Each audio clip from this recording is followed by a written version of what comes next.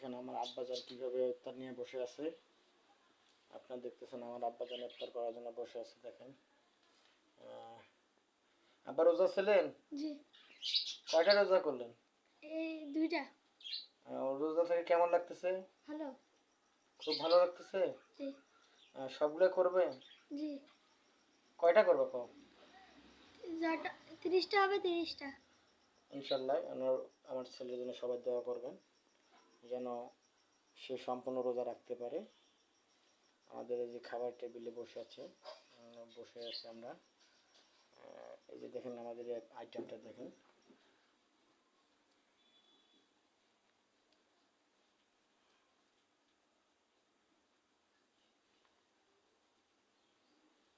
সবারই এক আইটেম।